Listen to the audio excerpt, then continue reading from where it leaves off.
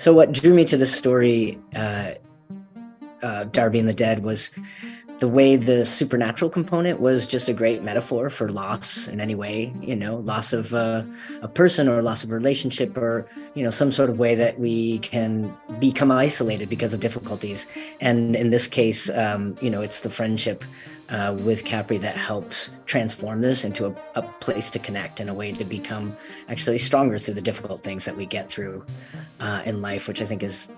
an awesome message, and just humor as a healing way to deal with the pain of being in high school, or just feeling like you're different, or any of that. I think it's such a great way to navigate it. Yeah, the relationship between Darby and Capri is the whole movie, and it really is this journey of this friendship that was fractured when they were young, and they've grown apart, and there's this judgment, but underneath that is this hurt and insecure feeling that each felt like they lost the other or were abandoned by the other, and that in a way, they push each other and almost switch places in the movie, and get to see from the other side some things that they didn't realize. And so yeah, I think that it's and just they play off each other so well in that classic comedy duo. The Riel's kind of playing more the straight man, and Ali's just pushing this agenda, but is really funny and selfish, but also really honest, and just says the things that you're not supposed to say, maybe. And so it's just a great foil for each other through the movie. So the cast for Darby and the Dead is a phenomenal combination of young cast that's close to the age of the high school students that they're portraying, but they're all seasoned actors. For the most part, they've been working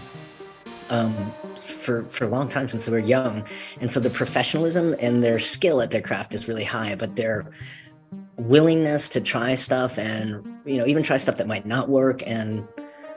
it's just a great combination to have that skill level at that age, and that openness to try stuff, and to really be collaborative on the way we approached their characters.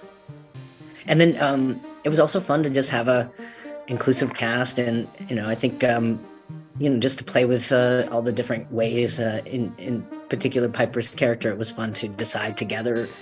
whether her character would be out as trans or not, and have it feel as organic and humorous as possible, and not a huge talking point of the story, just sort of one small part.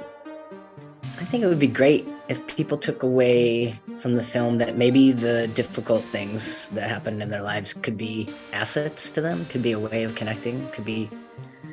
ways that they could recognize their strengths coming out of it. And maybe that all the people that we think we know, that we're looking at from across the room, metaphorically or literally, we don't. And maybe if we get more time interacting with people different than ourselves, it could break down perhaps a little bit of this projection, and maybe a little more empathy. It's a very high goal, but one can hope.